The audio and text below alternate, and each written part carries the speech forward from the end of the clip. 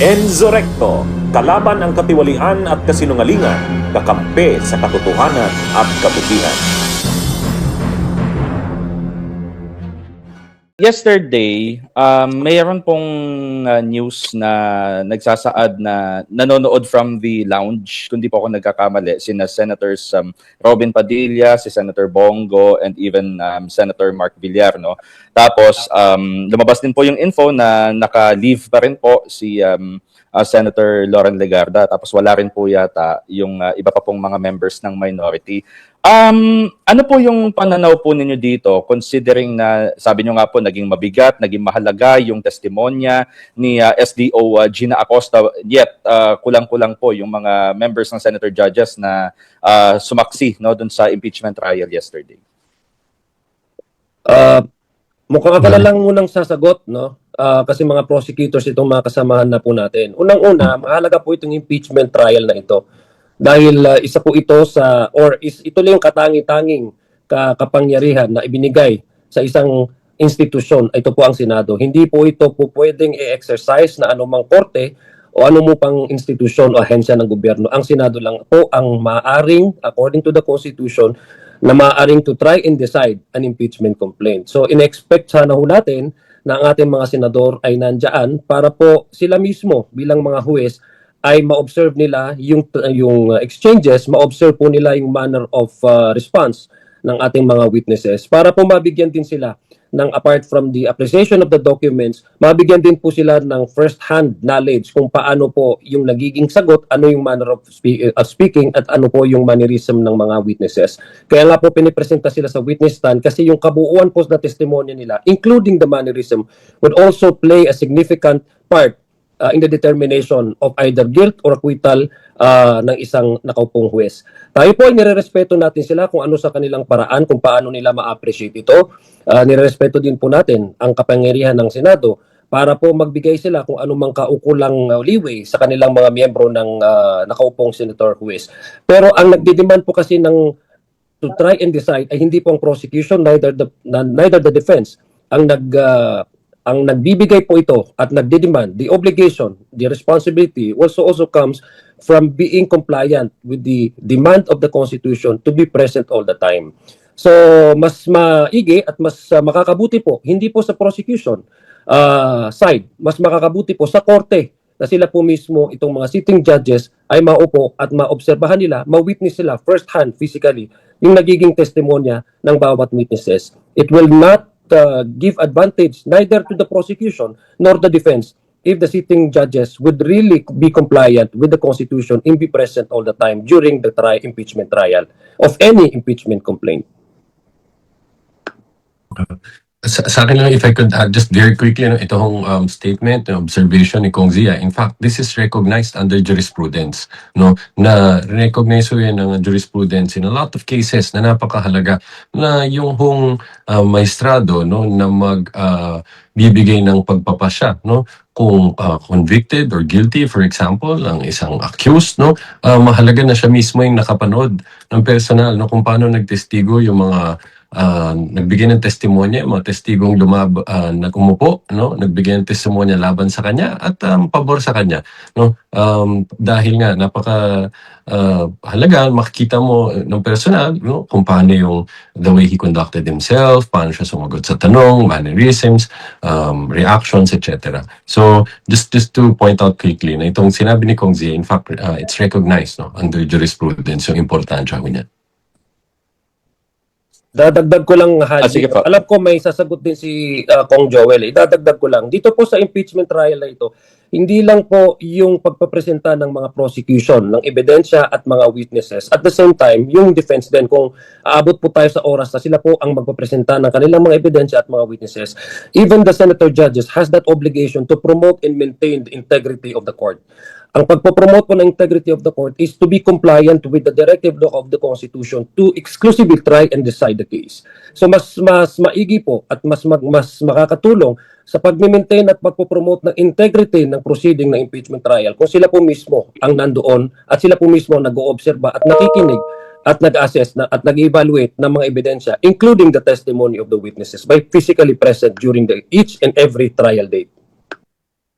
Alam po ninyo, maliwanag po sa Senate rules, no, at saka sa kanilang sinumpaang oath of office nung sila po ay nanumpa bilang mga senator judges. Sinasabi po nila na they will act with political impartiality. Ibig sabihin, sila ay magiging neutral dito sa paglilitis dito sa impeachment case.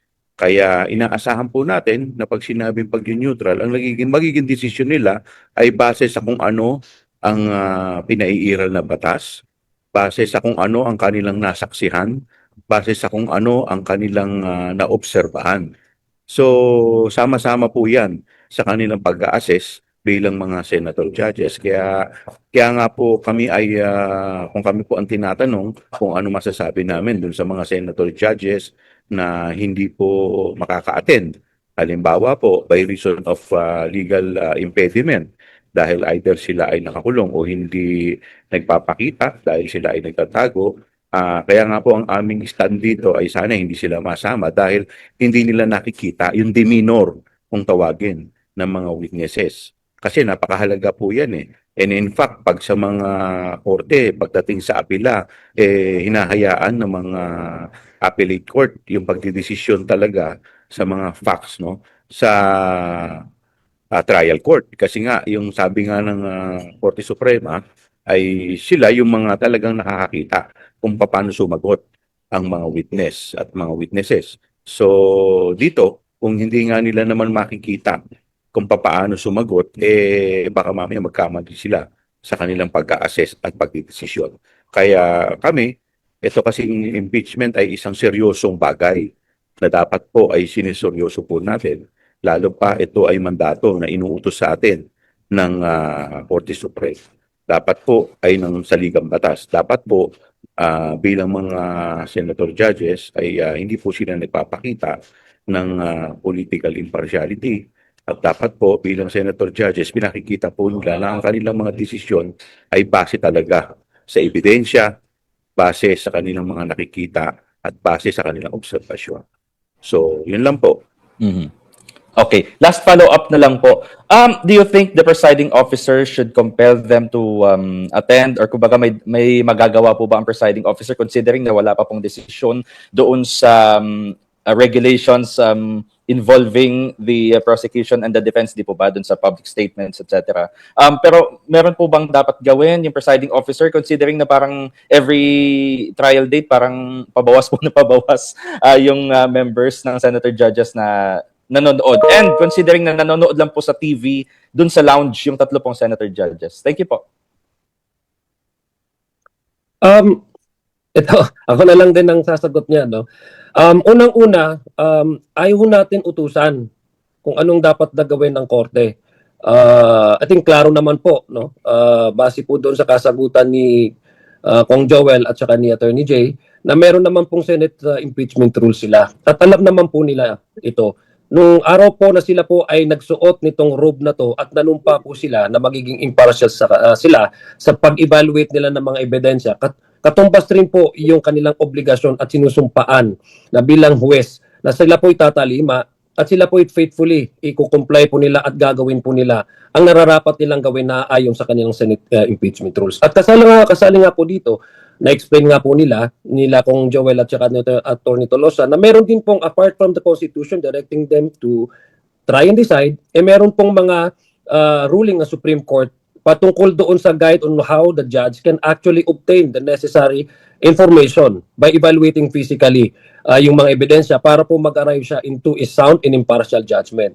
So, kung ano po yung magiging additional na dapat na hakbang ng presiding officer. Again, sinasabi po namin, compliant po kami sa directive. At the same time, we will not do anything or say anything that would in fact give the impression that we are dictating upon the impeachment court. Ang sa amin lang po ay sana kinukomply po ng bawat panig ang defense, prosecution at ang defense, no, ang kanilang mandato para po mas ma-promote at mas ma-uphold yung integrity ng court.